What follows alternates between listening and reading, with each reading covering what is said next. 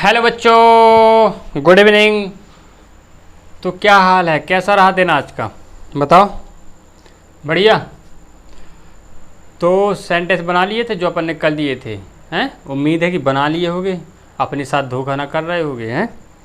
तो भाई बनाते जाना, पढ़ते जाना है और फेयर में ये सारी चीज़ें लिखते जाना है, ठीक है।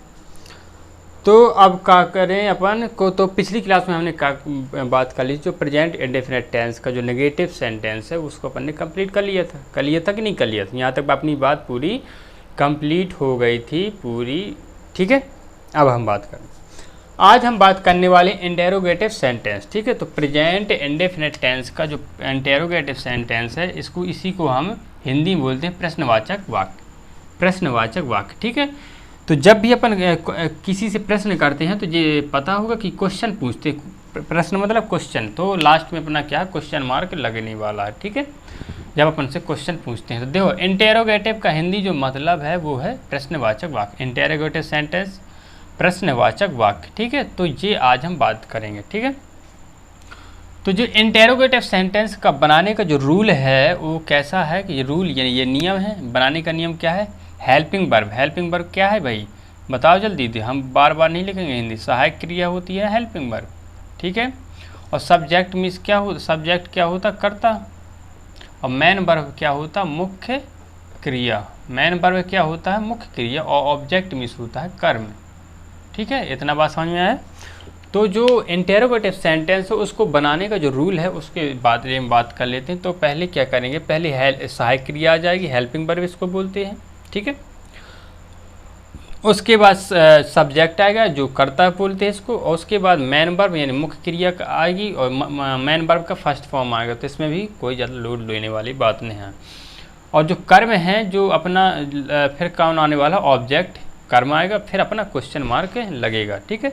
जैसा कि अपने दिया गया है कि प्रश्नवाचक वाक्य चल रहा है, तो प्रश्नवाचक वाक्य में अपने क्वेश्चन मार्क लगने वाला ही है। ये 100% बात है, ठीक है। तो अब ये चीज़ समझ में आ गई, इतनी बात समझ में आई, यहाँ तक किसी को दिक्कत तो है नहीं, रूल समझ में आ गया। देखो अपन क्या है, हम बताएं, ये जो सेंटेंस है पहले अपन जो प्रेजेंट इंडेफिनिट बहुत ही धीरे धीरे से पढ़ेंगे, और ये है तो आराम से इसको समझेंगे, ठीक है। और बाकी इसी से मिलते जुलते हैं, रूल भी सेम रहने वाले हैं, सभी के हर चीज़ रहने वाले हैं। तो अभी तसल्ली से बैठ कर सुनते जाओ, और ये बाकी क्या हो जाएगा, इनको रट जाएगा आपको, ये हम भरोसा दिला सकते कि ये सेंटेंस वगैरह जो है तो चुटकियों में बनाओगे, ठीक है। आई बात समझ में? हाँ। तो अब हम बात करते हैं कि ये सब समझ में आ गई, जो इंटेरोगेटिव सेंटेंस बनाने का रूल है। तो ये है, पहले हेल्पिंग वर्ब आएगी, उसके बाद सब्जेक्ट आएगा, उसके बाद मेन वर्ब का फर्स्ट फॉर्म आएगा, उसके बाद ऑब्जेक्ट आएगा, उसके बाद क्वेश्चन मार्क आएगा, ठीक है। तो अब उदाहरण के तौर पर अगर हम सेंटेंस देखें, सेंटेंस बनाने की अगर बात करें तो उसके सेंटेंस के बारे में बात करेंगे, ठीक है। तो पहले जब हमारा सेंटेंस दिया होगा तो पहले हम इसको पहचानेंगे कि कौन सा, अब ऐसा जब सेंटेंस बनाने को आएगा तो ऐसा तो है नहीं कि ये लिखा रहेगा कि भाई प्रेजेंट इंडेफिनिट टेंस का इंटेरोगेटिव है तो उसको क्या है सेंटेंस ये में जो है तो इंग्लिश में बनाओ, ऐसा तो आएगा नहीं। अपन को सिर्फ इतना सा दे देगा, ये हिंदी लिख कर दे देगा कि ये इसका क्या बनाना है, टेंस बनाओ, इसको क्या करना है, इसको बनाना है, ठीक है। तो कैसे पहचानें, पहले अपन को पहचानना पड़ेगी भाई कि ये कहाँ का है, मतलब किस टेंस का है ये जो वाक्य। तो पहले हमने बताया, तो पहले अपन लास्ट में देखते हैं कौन सी ये पहचान लास्ट में छिपी रहती है इनकी। तो हमने बताया था कि अगर किसी वाक्य के अंत में ता है, ती है, ते होते हैं तो वो प्रेजेंट इंडेफिनिट टेंस होते हैं। तो ये अपन को पहचान मिलेगी कि ये इंडेफिनिट टेंस है, ठीक है। अब बात करते हैं कि अब यहाँ हमने बताया कि क्वेश्चन मार्क देख लेना, ये क्वेश्चन मार्क है ना, क्वेश्चन मार्क है ना इधर, क्वेश्चन मार्क देख लिए तो समझ में पता चल गया कि ये प्रश्नवाचक वाक्य है। और यहाँ क्या क्या से पूछ रहा है ना, क्या क्वेश्चन पूछ रहा है तो क्वेश्चन मार्क आएगा ही। तो जब क्वेश्चन पूछ रहा है शुरुआत ही में क्या से स्टार्ट हो रही है, क्वेश्चन मार्क वाले जो है तो सबसे स्टार्ट हो रहा है, तो अपना क्या होने वाला है, इंटेरोगेटिव सेंटेंस होने वाला, ठीक है। कोई दिक्कत? अब हम क्या करेंगे, अब हम इसको बनाते हैं, ठीक है। तो अब इसमें अपन पहले बात कर लेते हैं कि कौन सा कर्ता है, कौन सा मुख्य क्रिया, कौन सा कर्म है, इसके बारे में बात कर लेते हैं। तो हमारा जो सेंटेंस दिया है वो क्या दिया है, क्या कौवा मांस खाता है, क्या कौवा मांस खाता है, ठीक है। तो 2-3 बार पढ़ना तो ऑटोमेटिक ही अपने मन में लगने लगेगा कि कौन सा कर्ता है, कौन सा कर्म है, कौन सा मुख्य क्रिया है। क्या कौआ मांस खाता है? तो भाई मांस कौन खाता है, पहली बात ये रखना, मांस कौन खाता है। सीधी बात ये देख लेना, मुख्य चीज़ को पकड़ना है, फिर देख लेना है कि वो काम किसके द्वारा किया जा रहा है। तो मांस किसके द्वारा खाया जा रहा है? कौवा के द्वारा खाया जा रहा है ना, तो कौवा क्या हो जाएगा, सब्जेक्ट हो जाएगा कि नहीं हो जाएगा, ठीक है। अब देखना, अब कौवा किसको खा रहा है, किसको खा रहा है, मांस को खा रहा है, मांस को खा रहा है, तो ये क्या हो जाएगा, कर्म हो जाएगा। और खा रहा है ना, तो ये हो जाएगी मैन वर्ब यानी मुख्य क्रिया हो जाएगी, ठीक है। खाना क्या हो जाएगी, मुख्य क्रिया हो जाएगी। हमने बात की थी अगर है, हूँ, है, लास्ट में कोई भी हो तो उसके पहले जो भी आता है वो अपना क्या होने वाला, मैन वर्ब होने वाला, मुख्य क्रिया होने वाला। इसको चीज़ को याद रख लेना, ठीक है। हाँ, तो अब ये देखो पता चल गया, ये सब्जेक्ट है, ये क्या है, कर्म है, इसी को हम ऑब्जेक्ट बोलते हैं, ये मैन वर्ब है, ठीक है। तो अब हम इधर बात कर लेते हैं जैसे कि कौवा का मन होता है CROW, क्रो मीन्स क्या होता है, कौवा। क्रो मीन्स क्या होता है, कौवा होता है। मीट, मीट, मीट मीन्स क्या होता है, मांस होता है, ठीक है। और खाना का मन होता है ईट, EAT, ईट मीन्स होता है खाना, ठीक है। कोई दिक्कत इतने में, इनको अपन रफ कर दें हिंदी इनकी, इतने में कोई दिक्कत, इतने में कोई दिक्कत तो है नहीं है, ये बताओ। तो इसको भी मिटा देते हैं। तो ये देखो, ये सेंटेंस है, इसकी सारी मीनिंग भी अपन ने लिख दी है कि कौन किसके क्या बोला जाता है इसको। तो अब बताओ, अब इसमें देखना है कि भाई जो सब्जेक्ट है, जो अपना कर्ता आया है, वो एक वचन एक बहुवचन। देखो, क्या कौवा मांस खाता है ना, इधर है। तो हमने क्या बोला था पिछली क्लास में कि अगर कोई भी सेंटेंस या कोई भी वाक्य में बहुवचन दिया गया है, अगर होगा तो है के यहाँ एक बिंदी हो, है आएगा। जब पढ़ने से ही लग जाएगा, जब उसको पढ़े भी अपन तो तब ही अपन को का हो जो है वो हो जाएगा, अंदाज़ा हो जाएगा कि भाई ये कौन है, सब एक वचन है कि बहुवचन है, ठीक है। हाँ, तो यहाँ देखो, क्या कौवा मांस खाता है ना, तो यहाँ बिंदी नहीं है तो हमारा, और इसका पढ़ने पर भी हमको लग रहा है कि एक वचन है, ठीक है। कौवा मांस खाता है। अगर बहुवचन होता तो क्या होते, क्या कौवे मांस खाते हैं, तो मतलब यहीं पर अपनों पता चल जाता कि का है, बहुवचन है, ठीक है। तो ये हमको क्या है, मतलब एक वचन का हो रहा है ना, तो एक वचन की बात हो रही है। तो एक वचन की बात हो रही, तो हेल्पिंग वर्ब कौन कौन है इधर की, डू और डज है। हेल्पिंग वर्ब है ना, कि डू और डज है ना, DOES, ठीक है। हेल्पिंग वर्ब कौन है, डू और डज है ना। तो बताओ, हमने बताया था हेल्पिंग वर्ब जो है तो सहायक क्रिया किसके हिसाब से लगती है, कर्ता के हिसाब से लगती है। अगर कर्ता हमारा एक वचन होगा तो एक वचन की सहायक क्रिया लगेगी, और कर्ता बहुवचन होगा तो बहुवचन की सहायक क्रिया लगेगी, ठीक है। तो कौवा एक वचन है, तो इसके हिसाब से सहायक क्रिया कौन लगने वाली, पहले सहायक क्रिया आना है, रूल में हमेशा इतना याद रखना है अपन को। तो कौवा एक वचन है, तो इसके हिसाब से, कौवा के हिसाब से सहायक क्रिया कौन आ जाएगी, डज, DOES। इतना दिक्कत, इतने में दिक्कत कोई, इतने में दिक्कत नहीं होगी, ठीक है। कौवा एक वचन है, तो एक वचन के हिसाब से सहायक क्रिया आ गई अपनी डज, ठीक है। उसके बाद क्या आना, सब्जेक्ट। सब्जेक्ट कौन है, कर्ता कौन है, कौवा। कौवा का माने होता है क्रो, तो does crow, CROW, does crow. फिर इसके बाद क्या आना है, मैन वर्ब का फर्स्ट फॉर्म। मैन वर्ब कौन है अपना, खाता है, मुख्य क्रिया, और खाता का माने होता है ईट, तो डज क्रो ईट, ठीक है।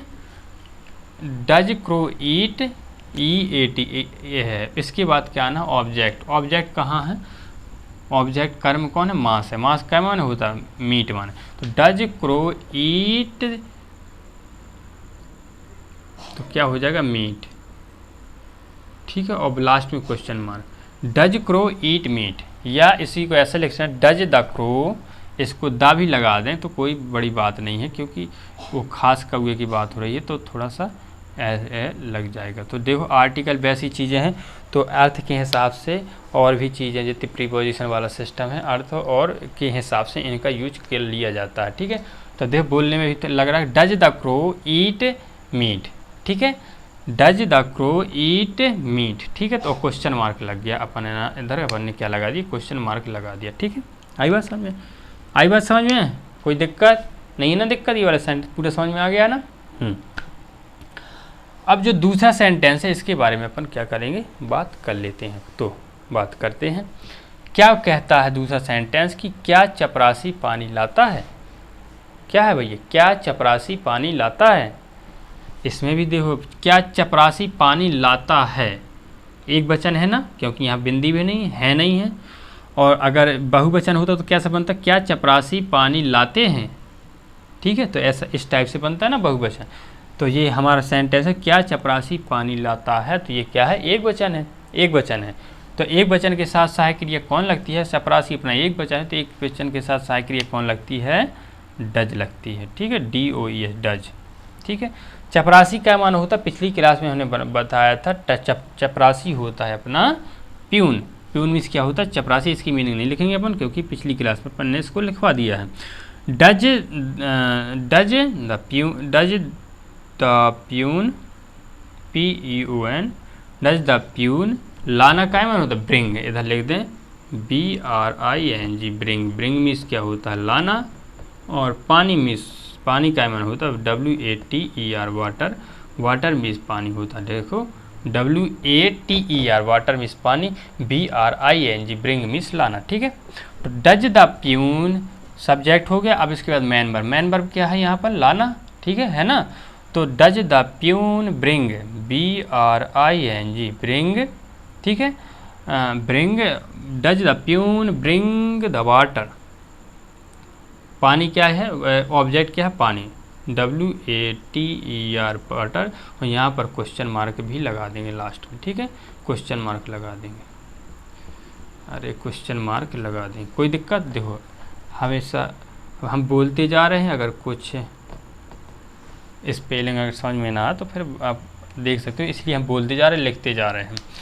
Does the peon bring the water, ठीक है, ब्रिंग द वाटर, कोई दिक्कत नहीं है ना। हाँ, तो ये दो सेंटेंस हैं, अपन ने इनको पूरी तरह से अपन ने बना लिया है, और आशा है कि पूरी तरह से समझ में भी आए होंगे। अगर समझ में ना आया करे तो आराम से तुरंत कमेंट में बता दिया करो, ठीक है। और ये मीनिंग भी अपन ने लिख दी है, और बाकी सारी चीज़ पूरी तरह से अच्छे से लिख दी गई है, और बाकी ये सारी चीज़ें हैं, ठीक है। तो ये दोनों सेंटेंस समझ में आ गए ना, आ गए ना। तो चलो अब आगे थोड़ी से सेंटेंस के बारे और बात करते हैं। ये हमारे जो अगले सेंटेंस है ये रहे। तीसरा सेंटेंस है, क्या हम बाजार जाते हैं। चौथा सेंटेंस है, क्या बिल्ली चूहे खाती है। पांचवा सेंटेंस है, क्या मोहन स्कूल जाता है, ठीक है। तो ये हमारे बात है। तो ये 3 सेंटेंस और हैं, ऊपर का मिटा के हमने जो है तो ऊपर से सेट कर दिया, इंटेरोगेटिव सेंटेंस यहाँ लिख दिया, ठीक है। और रूल अपना वही है, जो अपन ने लिखा था उसको मिटा के दूसरी जगह लिख दिया है बस, ठीक है। सेंटेंस बनाते हैं अब, ठीक है। सेंटेंस तीसरा है, क्या हम बाजार जाते हैं, ठीक है, जाते हैं, ठीक है। यहाँ पर देखो पहले से पता चल रहा होगा कि भाई यहाँ बहुवचन है। क्या हम है ना, हम तो एक है नहीं सकता, ऐसा तो नहीं बोल सकता है। जैसे मैं हूँ, मैं सिंगल हूँ, तो मैं ऐसा बोली कि हम तुम्हें पढ़ा रहे हैं, ऐसा तो नहीं बोल सकता। मैं सिंगल हूँ तो मैं तो यही बोलूँगा ना कि मैं तुम्हें पढ़ा रहा हूँ, ठीक है, समझ रहे हो। जब अब जैसे तुम लोगों का जैसे झुंड है, मान लो एक क्लास है, तो तुम लोग बोलोगे कि हम लोग पढ़ रहे हैं, मतलब समूह हैं, ठीक है। तो समूह है मतलब एक से ज़्यादा मतलब बहुवचन है, समझ में आया। तो हाँ, तो हम बाजार जाते हैं, देखो बिंदी इधर आ जाएगी, ठीक है। हम बाजार जाते हैं, तो ये क्या है, बहुवचन है, ये अपनो पढ़ के ही पता चल रहा है, ठीक है। हाँ, तो ये बहुवचन है हम, तो हम बहुवचन के साथ कौन सी सहायक क्रिया लगती है, डू, तो डू लिख देंगे, डू, ठीक है। उसके बाद सब्जेक्ट कौन है इसमें, सब्जेक्ट कौन होगा इसमें, हम होगा ना। तो हम काय माने होता है, वी, बताया था ना पिछली क्लास में, वी मीन्स क्या होता है, हम। तो डू वी, ठीक है। और फिर सब्जेक्ट के बाद मेन वर्ब आता है, डू, जाना काय माने होता है, जाना काय माने होता है, जाना काय माने होता है, गो, तो डू वी गो, ठीक है। और फिर इसके बाद ऑब्जेक्ट कर्म आना, तो कर्म क्या है, बाजार, तो we go to the market, ठीक है। जब अपन कहीं जाते हैं, ठीक है, तो जब कहीं जाते हैं अपन, तो प्रीपोजिशन टू का प्रयोग करते हैं, मतलब हमेशा जैसे स्कूल जाते हैं, बाजार जाते हैं, तो अपन गो टू का प्रयोग करेंगे, ठीक है, कि अपन वहाँ जा रहे हैं, गो टू द मार्केट, और फिर यह क्वेश्चन मार्क लग जाएगा, ठीक है। तो ये अपना सेंटेंस बन गया कि क्या हम बाजार जाते हैं, तो आ जाएगा अपना do we go to the market, ठीक है। आई बात समझ में, यहाँ कोई दिक्कत? हाँ। अगला सेंटेंस देखते हैं क्या लिखा है, क्या बिल्ली चूहे खाती है। देखो सेंटेंस पढ़ना, इसी में से मिल जाएगा किसी सिंगुलर ही प्लूरल। क्या बिल्ली चूहे खाती है, खाती है भैया, बिल्ली चूहे खाती है, तो किसका है ये, एक वचन का सेंस दे रहा है ना, बिल्ली तो बहुवचन नहीं है ना, तो ये करता है ना, और ये मैन वर्ब है, ये ऑब्जेक्ट है, मतलब ये मुख्य क्रिया है, ये कर्म है। हमने क्या बताया था, अगर ये लास्ट में हे, है, हूँ उसके दिया है, तो उसके जो पहले जो शब्द आता है वो क्या कहलाता है, मैन वर्ब होता है, ठीक है। तो ये बिल्ली क्या है, ये सब्जेक्ट है, तो ये क्या है, एक वचन है, एक वचन के लिए साय के लिए कौन लगेगी, डज, ठीक है। डज द सब्जेक्ट कौन है, बिल्ली, तो डज द कैट, खाना क्या मुख्य क्रिया है ना, तो खाना का मान होता है ईट, डज द कैट ईट, और चूहे का मान होता, माउस मिस चूहा होता है, MOUS, माउस मिस क्या होता है, चूहा, ठीक है। और जो माउस का बहुवचन होता है वो कहलाता है माइस होता है उसका, ठीक है। तो चूहे का ईट माइस, MICE माइस, और लास्ट में क्वेश्चन मार्क लगा देंगे, ठीक है। तो यहाँ चूहे हैं ना, यहाँ ये मतलब ये बड़ी संख्या में है चूहे, एक है नहीं है, तो इसलिए माइस का यूज किया है माउस की जगह, ठीक है, इतने याद रखना।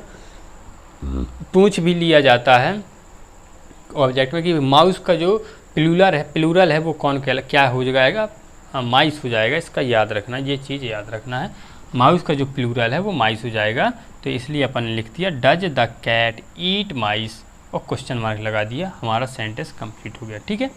समझ में आया जी? अब अगला बात करते हैं, क्या मोहन स्कूल जाता है, क्या मोहन स्कूल जाता है, तो ये सेंटेंस क्या करना है, तुम लोग बुला के लाना है, ठीक है।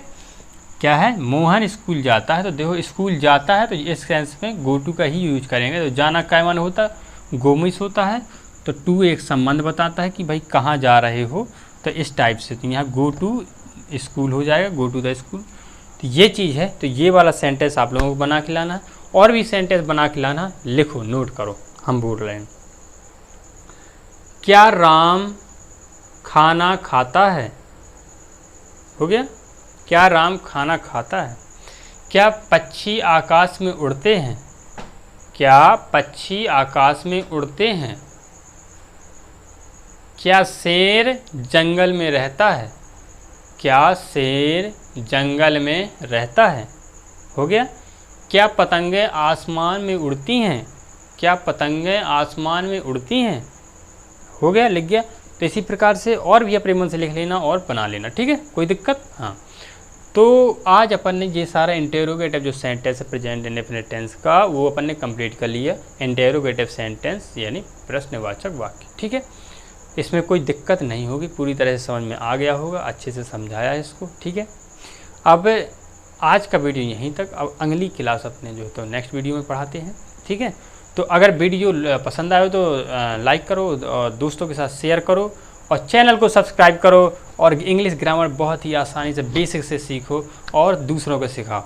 स्वस्थ रहो, मस्त रहो, जय हिंद।